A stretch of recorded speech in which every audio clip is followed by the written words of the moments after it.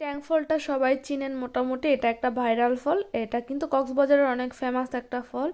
তো আজকে আমি গাছ থেকে গাছ পাকনা ট্যাং ফল পেড়ে আনলাম। গাছ থেকে একটা ট্যাং ফল পাড়তে গিয়ে অনেকগুলো ট্যাং ফল নিয়ে আসলাম পেড়ে, আর সবগুলো কিন্তু গাছ পাকা। তো এই তো দেখেন ট্যাং ফলটা পেকে আছে। মোট কথা এটা পাড়তে কিন্তু আমি গিয়েছিলাম, তারপর বড় একটা কোড়া নিতে হয়েছে, আর এই কোড়াটা অনেক ভারী ছিল, আমার আলগাইতে অনেক বেশি কষ্ট হইতেছিল। তারপর কি এখানে অনেকগুলা ট্যাংফল দেখি পেকে আছে গাছে, তো একটা পারতে পারতে আমি অনেকগুলা পেলাম। তো সাথে আবার আসছে আমার চাচাতো বোন, কারণ আমি এই কোড়াটা একা আলগা দিতে পারতেছি না। ট্যাংফল গাছ কিন্তু লতার মতো হয়, আর সেই লতার মধ্যে কিন্তু ট্যাংফলগুলো ঝুলে থাকে। তো আমি কিন্তু দেখাতে পারতেছিলাম না, রোদ্রের আলোতে ফলগুলা দেখা যাচ্ছে না।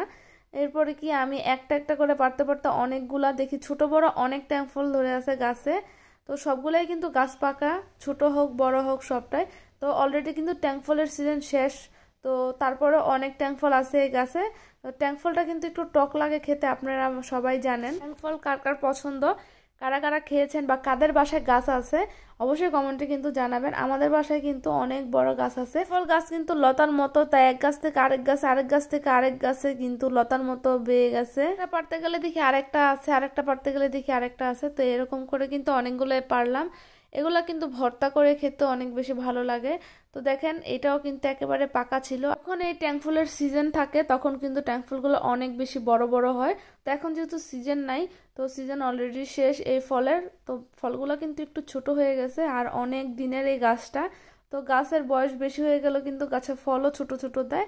তো আশেপাশে কিন্তু অনেক ছোট ছোট চারা আছে, মানে এই ট্যাংফল গাছের চারা। আবার এগুলা লাগাইলে পরে আবার এগুলা থেকে বড় গাছ হবে। তো যাই হোক, আমাদের বাসায় কিন্তু মোটামুটি সব ধরনের ফল গাছে আছে, আর টুকটাক সব গাছে ফল ধরে।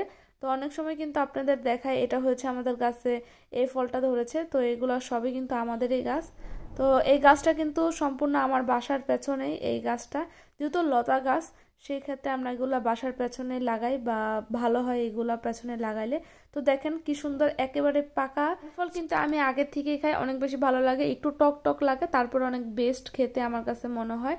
আবার যদি একটু লবণ সাথে দেওয়া যায় তাহলে তো আরো বেশি মজা লাগে। আমি গাছ পাকা ফল গাছ থেকে পেড়ে সেই গাছের নিচে দাঁড়িয়ে খাচ্ছি, আসলে এটার অনুভূতি অন্যরকম, অনেক বেশি ভালো লাগে। এগুলা এগুলো আমি অনেক বেশি মিস করি এই সময়গুলা। আমার পেছনে যে জায়গাগুলো দেখতেছেন এগুলোর মধ্যে হচ্ছে সব সবজি গাছ লাগানো, ফল গাছ লাগানো, আর শীতকালীন সবজি চাষ করা হয় আমাদের এদিকে, মানে আমার দাদারা বা চাচারা এগুলো হচ্ছে গাছ লাগায়, সেই সবজি আবার বাজারেও কিন্তু বিক্রি করে।